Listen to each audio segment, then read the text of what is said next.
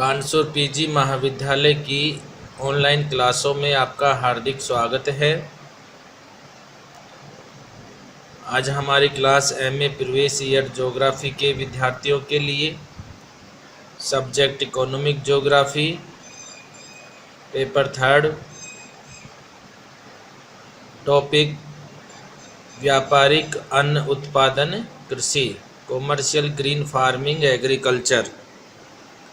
व्यापारिक अन्न उत्पादन कृषि का अध्ययन करें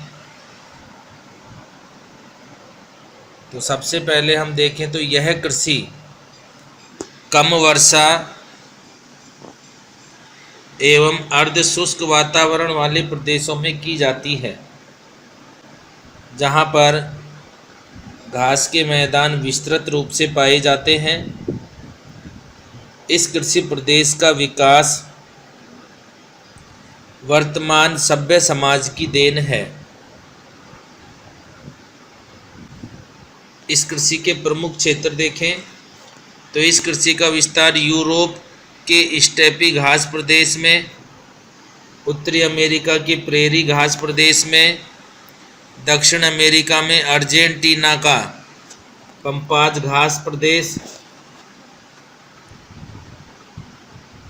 ऑस्ट्रेलिया के डाउन्स घास प्रदेश, दक्षिण अफ्रीका में वेल्स, न्यूजीलैंड में कैंटबेरी शीतोष्ण घास प्रदेश में इस कृषि का विस्तार देखने को मिलता है। यानी मुख्य रूप से हम कह सकते हैं कि इस कृषि का स्वरूप विश्व के जो घास के प्रदेश हैं उनमें देखने को मिलता है, वहाँ पर इस कृषि का विस्तार फैला हुआ है। इस कृषि का आधार मनुष्य की बजाय मशीनों को माना जाता है, क्योंकि इसमें फार्मों का जो आकार होता है वो बड़ा बड़ा होता है, इसलिए मानव की बजाय मशीनों को महत्व दिया जाता है। मानव श्रम की अपेक्षा मशीनीकरण को महत्व दिया जाता है, जिसमें ट्रैक्टर, हल, ड्रिल मशीन आदि का प्रयोग किया जाता है। इस कृषि में प्रमुख फसलों का अध्ययन करें तो यहाँ बसंतकालीन और शीतकालीन गेहूं का उत्पादन मुख्य रूप से किया जाता है। यानी इस कृषि की प्रमुख फसल गेहूं हो गई। गेहूं यहाँ मुख्य रूप से उत्पादित किया जाता है, जिसमें बसंतकालीन गेहूं भी और शीतकालीन गेहूं का उत्पादन किया जाता है। इसके अलावा देखें तो राई, जौ, जई आदि फसलों का उत्पादन भी देखने को मिलता है, लेकिन जो प्रमुख फसल है वो इस कृषि में गेहूं है। गेहूं मुख्य रूप से उत्पादित की जाती है। इस कृषि की भौगोलिक विशेषताओं का अध्ययन करें तो भौगोलिक विशेषताओं में यहाँ पर उष्ण शीतोष्ण प्रकार की जलवायु पाई जाती है। अर्ध शुष्क वनस्पति का विकास देखने को मिलता है, क्योंकि घास के प्रदेश हैं तो यह स्टेपी प्रकार की वनस्पति मिलती है, इसलिए यहाँ पर शुष्क वनस्पति का विस्तार देखने को मिलता है। वर्षा की बात करें तो यहाँ औसत वार्षिक जो वर्षा है वो 25 से 50 सेंटीमीटर होती है। जहाँ इससे कम वर्षा होती है वहाँ पर सिंचाई के माध्यम से कृषि का कार्य किया जाता है। नेक्स्ट विशेषता देखें तो यहाँ पर काले गहरे रंग की जीवाश्म युक्त मिट्टी पाई जाती है, यानी काली मिट्टी का विकास देखने को मिलता है। तापमान देखें तो गर्मियों में तापमान की अधिकता के कारण शीतकालीन गेहूं का उत्पादन किया जाता है और सर्दियों में बसंतकालीन गेहूं बोया जाता है। यानी दोनों ही प्रकार का गेहूं उत्पादित होता है इस कृषि में, शीतकालीन गेहूं भी और बसंतकालीन गेहूं भी। सर्दियों में जो तापमान है वो हिमांक से नीचे चला जाता है और गर्मियों में देखें तापमान तो 15 डिग्री से 21 डिग्री सेल्सियस तक तापमान देखने को मिलता है। ये इस कृषि की प्रमुख भौगोलिक विशेषताएं हो गई। यहाँ जो वर्षा होती है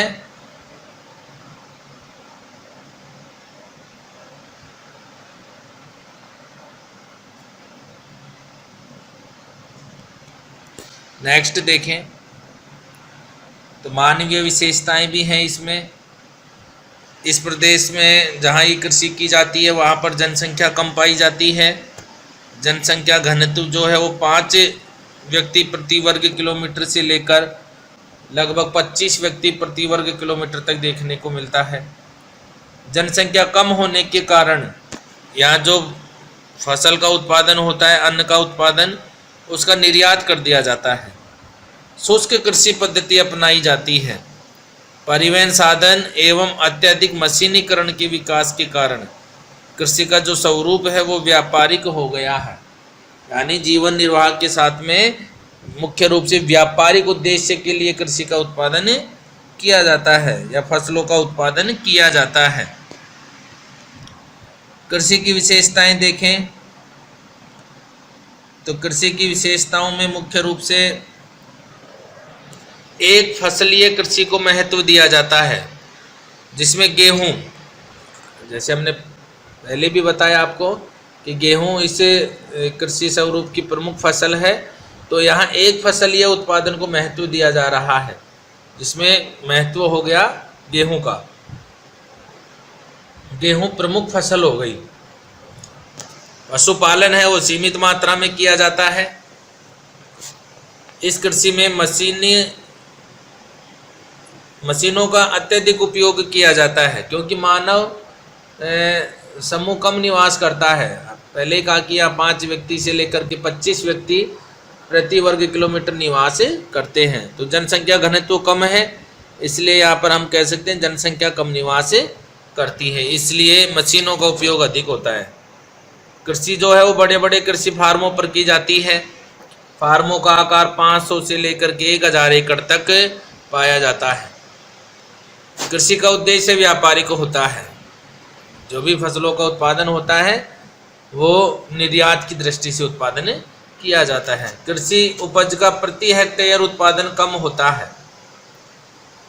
इसके साथ ही इस कृषि में पूंजी विनियोग और मशीनों के लिए किया जाता है, यानी पूंजी का जो खर्च है वो मशीनों पर अधिक किया जाता है।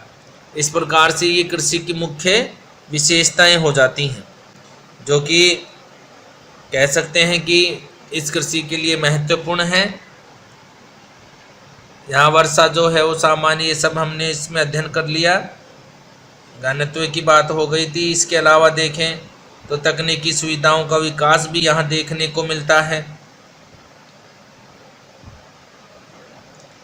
कृषि क्षेत्रों में ही मानव अपना निवास बना लेता है, तो बिखरे हुए रूप में अधिवास का स्वरूप देखने को मिलता है। इस कृषि का वितरण देखें तो इस कृषि का जो विस्तार है, इस कृषि का जो विस्तार है वो मुख्य रूप से लगभग सभी महाद्वीपों में विद्यमान है। कृषि प्रदेश के कनाडा के अल्बर्टा प्रांत में, स्केचवान, मैनिटोबा, डकोटा, कैनसास प्रांत, वाशिंगटन, ऑरेगन, यूरेशिया में यूक्रेन, साइबेरिया के मध्य एशिया के अर्धशुष्क भागों में, अर्जेंटीना के घास के मैदान, ऑस्ट्रेलिया में मरे डार्लिंग नदियों की घाटी में, दक्षिणी पश्चिमी ऑस्ट्रेलिया में, न्यूजीलैंड का कैंटबेरी शीतोष्ण घास प्रदेश आदि में इस कृषि का वितरण देखने को मिलता है।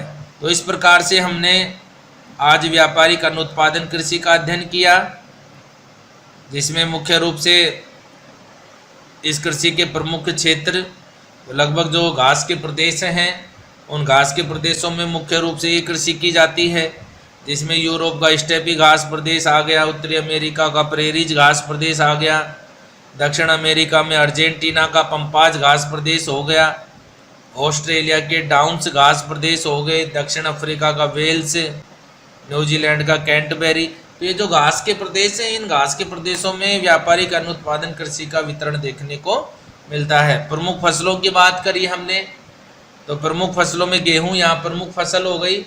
शीतकालीन गेहूं भी और बसंतकालीन गेहूं दोनों का ही उत्पादन किया जाता है। इसके अलावा राई, जौ, जई आदि फसलें उत्पादित की जाती हैं। कृषि की भौगोलिक विशेषताओं का अध्ययन भी हमने किया इसमें कि यहाँ मुख्य रूप से उष्ण शीतोष्ण जलवायु पाई जाती हैं दशाएं। अर्ध शुष्क वनस्पति का स्वरूप देखने को मिलता है। वर्षा जो है वो 25 से 50 सेंटीमीटर होती है। इससे कम वर्षा होती है तो सिंचाई के माध्यम से कृषि कार्य किया जाता है। गहरे काले रंग की जीवाश्म मिट्टी पाई जाती है। गर्मियों में तापमान की अधिकता के कारण शीतकालीन गेहूं और सर्दियों में बसंतकालीन गेहूं बोया जाता है।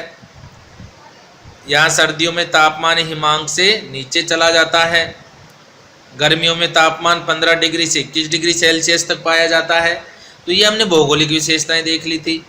मानवीय विशेषताएं भी हमने देखी इसमें कि यहाँ जनसंख्या कम निवास करती है। जनसंख्या जो घनत्व है वो 5 व्यक्ति से 25 व्यक्ति प्रति वर्ग किलोमीटर पाया जाता है। जनसंख्या कम होने के कारण फसलों का निर्यात कर दिया जाता है। शुष्क कृषि पद्धति अपनाई जाती है। परिवहन साधन एवं अत्यधिक मशीनीकरण के विकास के कारण कृषि का व्यापारिक स्वरूप विकसित हुआ है। कृषि की विशेषताएं देखी हमने। एक फसलीय कृषि को महत्व दिया जाता है। इसमें पशुपालन सीमित मात्रा में किया जाता है।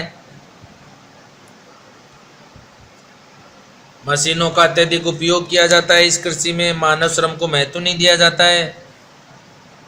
कृषि फार्मों का आकार बड़ा बड़ा होता है। 500 से 1000 एकड़ तक के कृषि फार्म पाए जाते हैं। इस कृषि का उद्देश्य व्यापारिक होता है। कृषि उपज का प्रति हेक्टेयर उत्पादन कम होता है। इस कृषि में पूंजी का विनियोग मशीनों के लिए किया जाता है। तो इस प्रकार से हमने आज व्यापारिक अनुत्पादन कृषि का अध्ययन किया। Thank you.